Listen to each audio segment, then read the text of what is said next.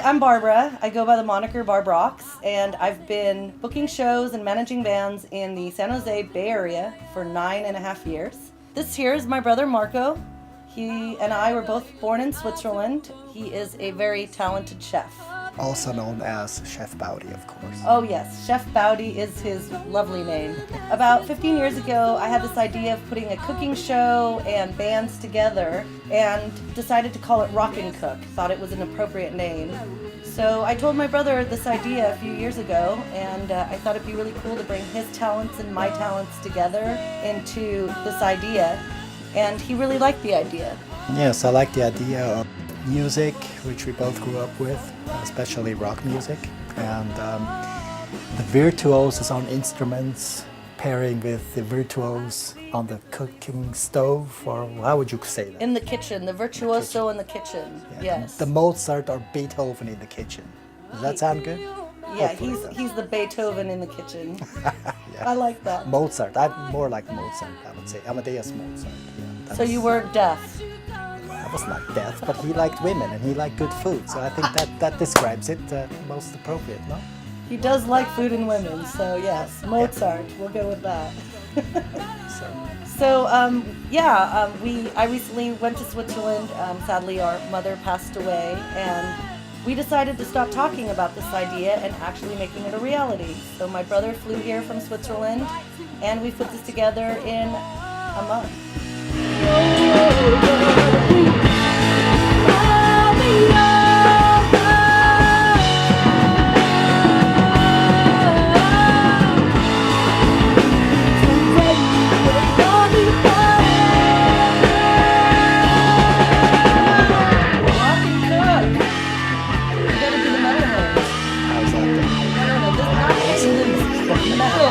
Metal horns, rocking Like this.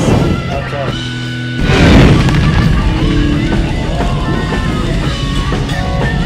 Hello, everybody.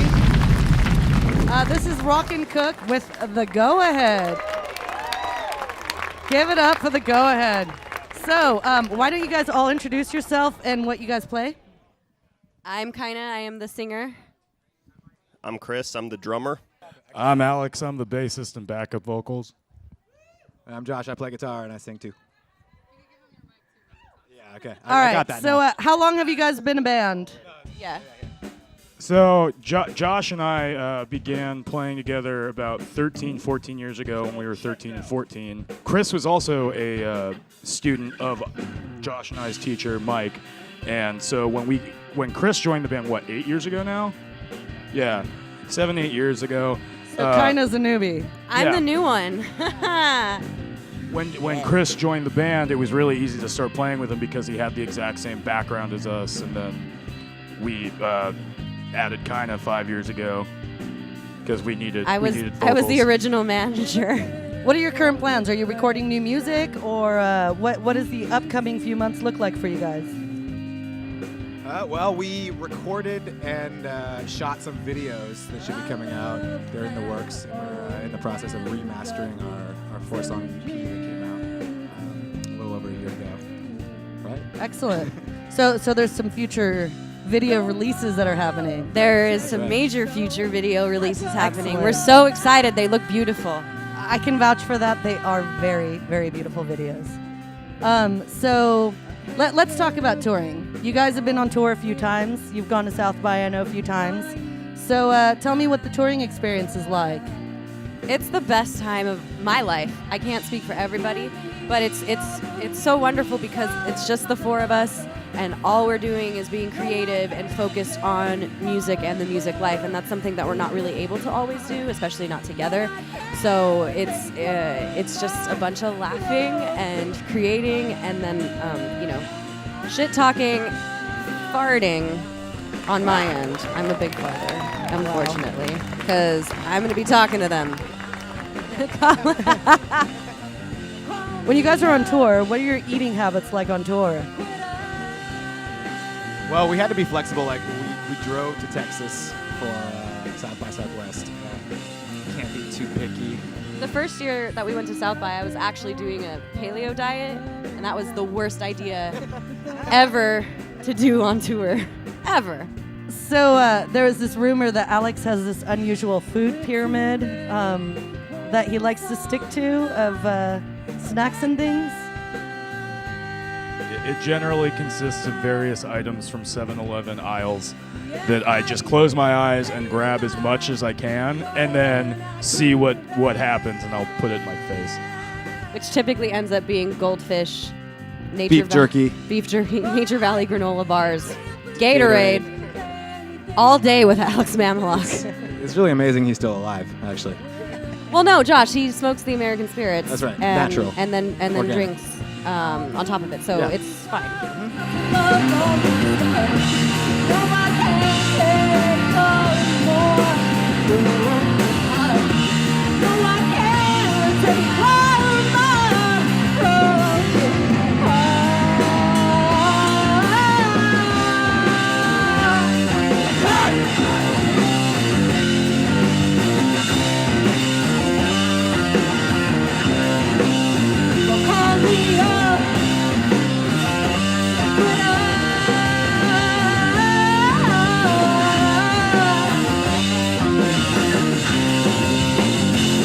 So you guys have had many delicious experiences here. I hear you were part of the raspberry gazpacho creation. So let's talk about that. What did you learn and what did you enjoy about it? It was amazing because it's so simple. It's so simple. You just get the raspberries and some ice, some sweet honey wine, and some more white wine. And mint, you beat the mint before you put it in. You slap that mint. Slap it until it smells. And you put it in, and then you blend it all.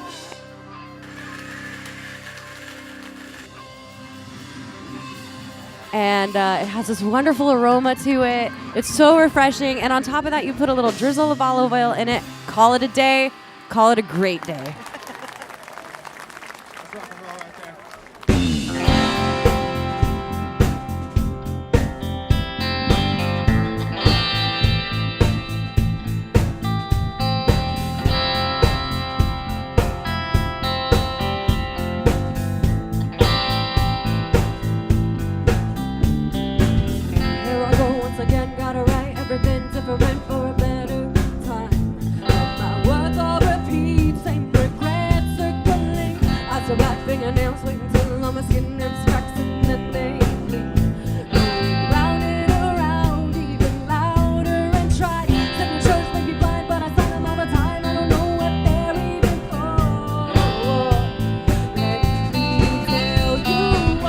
Los Angeles, Alex's brilliant mind came up with taking us to this restaurant called Typhoon at the Santa Monica Airport. I don't know if you guys have heard about this, but they specialize in insect Wait. cuisine. They're a Thai restaurant that has insect cuisine. I mean, but it's definitely So they known. don't even specialize in it, is what you're saying.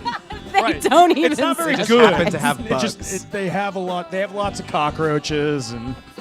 They're certainly not the best of Santa Monica of insect cuisine. So what did you guys eat? We had scorpion, we had deep fried crickets, we had pan fried mealworms. Was that it? I feel like there's Worms. Yeah, Keyword larva. worms. Larva. Larva. That's what it was on the menu. How did it taste? I liked the scorpion, I Yeah, think. scorpion I was think the scorpion interesting. was kind of spicy and exciting. You didn't, it was dangerous. It kind of had like a crab taste. yeah. You know, it's like sort of shellfishy. Scorpion tastes like crab, fried crickets taste like fried, and mealworms are awful. The It tastes like the mealworms ground. were the worst thing we've ever eaten. How well do you know what your bandmates like and dislike? Yeah. Josh doesn't like cilantro. I know that. It tastes like That's true. soap, right? You know, the one on the tri-tip? The tri-tip, was perfectly masking the cilantro. Ah, so the amazing. cilantro hater loved the Yeah, cilantro on the tri-tip. I'm changing my ways. There we go. Chef Baudi has made another That's winner. right. Convert. Are you one of those people that it tastes like soap? Yeah. Have you noticed that 1 in 4 No, people there or is a something? genetic aversion. is that the right word? Genetic aversion to cilantro, and it tastes like soap. So if you're one of those people, you're missing out on some good stuff. So first we're going to take our garlic cloves here. And if you take the whole garlic clove and you use the backside, the not sharp part of your knife, you can kind of mash it down like this. Just putting a little kosher salt over the garlic here, a little dried oregano. We're also adding some red pepper to the mix and a little bit of black pepper. Now what I'm going to do is now I'm going to take the flat of my knife and drag it across this whole pile here, and it's going to make a nice little paste. Take this, put it in our bowl here. But I'm going to dice the onion. That's pretty traditional that you use kind of a lot of onion in this. I'm going to take the Italian parsley, the cilantro as well, and just kind of stack it all like so. And I'm just going to chop it very fine, and I'll go back over this a couple times. I'm just kind of, occasionally kind of pushing everything back towards the center. And then I'm just going to kind of let the knife do the work. And so we're going to add this to our bowl here. So here I have about a quarter of a lemon, and I'm just going to juice that into our mixture here. Apple cider vinegar, it's extra virgin olive oil, and that garlic that we mashed up earlier, that's going to act as an emulsifier. And what that does is it's going to bind the oil and the vinegar together to give that kind of almost creamy looking consistency that you look for when you have a salad dressing. You want to give it a shot, Chef? Sure. There you go. Yeah.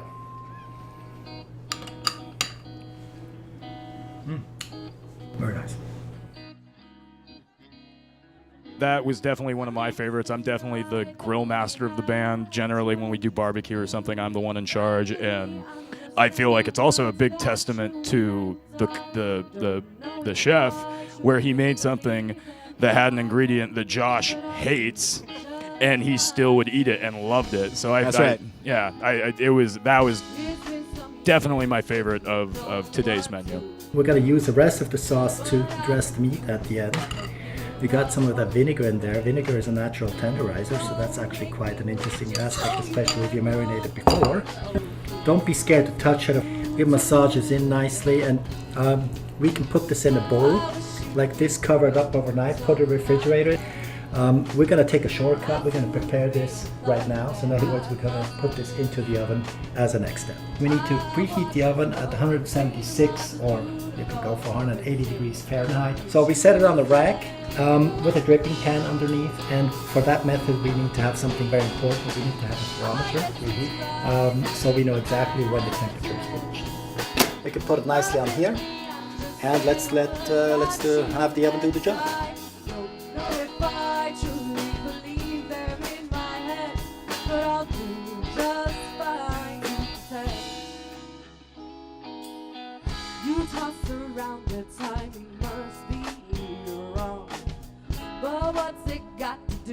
Just a quick glance, the meat has come to the temperature of 58 degrees Celsius or 136 Fahrenheit. Beautiful, can you see? And practically no juices came out of the meat. That's what we want to do. Next step is, I'm gonna go on the barbecue.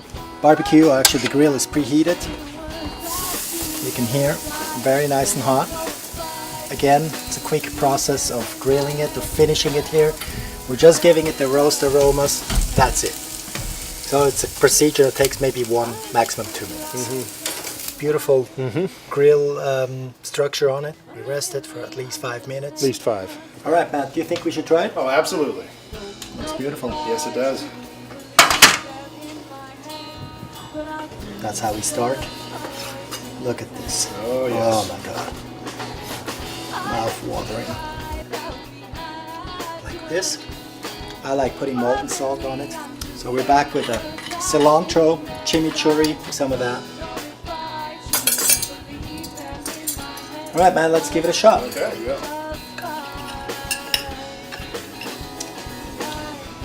I would prefer this always over a tenderloin. Oh, What do you think? it's just delicious. We all want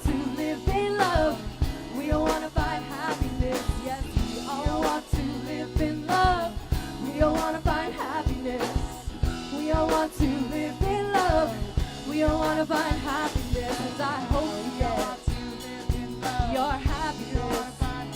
'Cause I hope we get our happiness. Our happiness. I hope we get our happiness. Oh, yeah.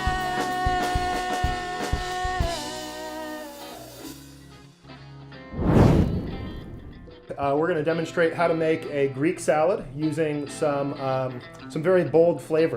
So let's start by making that dressing. I have here a clove of garlic, and we're gonna crush it just like this. I'm going to take a pinch of this kosher salt and spread it across the cutting board just like this. That's going to act like a sandpaper when I drag my knife across it. You can see very quickly and easily how that makes a real nice paste. So we're going to go ahead and put that into our olive oil. I have some onions that I marinated overnight, and it's marinated in a mixture of balsamic vinegar and the brine from a can of Kalamata olives. So now we're going to just take the onions and set that aside for later, because they're going to go into our salad. So now I have the acid and the brine, and I'm going to mix that into the garlic and oil mixture and just kind of vigorously whisk this up. See, now you have a nice uniform dressing here. I have here a piece of fennel. I've already removed the fronds. The fronds are the big leafy things on the top, and I've reserved some of them because we're going to incorporate them into the salad as well. And we have nice little bite-sized pieces of fennel here. We can just go ahead and put that right into our salad. And the salad here is a spring mix. I like to use either a mix of greens, or sometimes just a straight arugula is very nice. So as I mentioned, I reserved a little bit of the fennel fronds. Now these kind of stemmy pieces here are pretty woody, so we're going to want to separate the leafy parts from the woody parts and chop this up. Almost like it looks almost like dill when you're done with it. Now why I like to use a little bit of the fronds like this is it really adds an extra hit of that kind of that anisey, that licoricey flavor that is more mild in the bulb. So I'm going to just set that aside. Next we have some of these nice tomatoes. Now these are in season right now, and I got these from a local farm.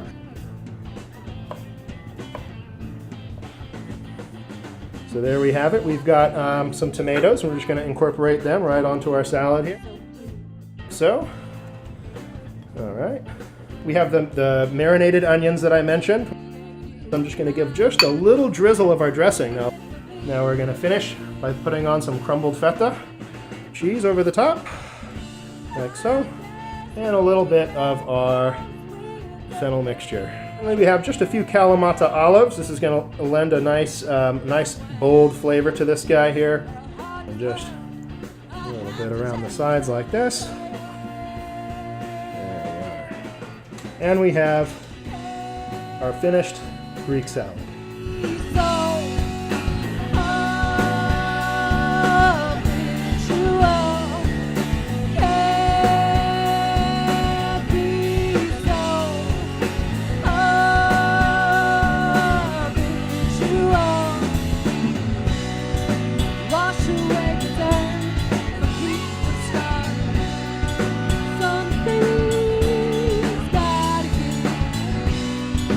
Leave old ways to walk.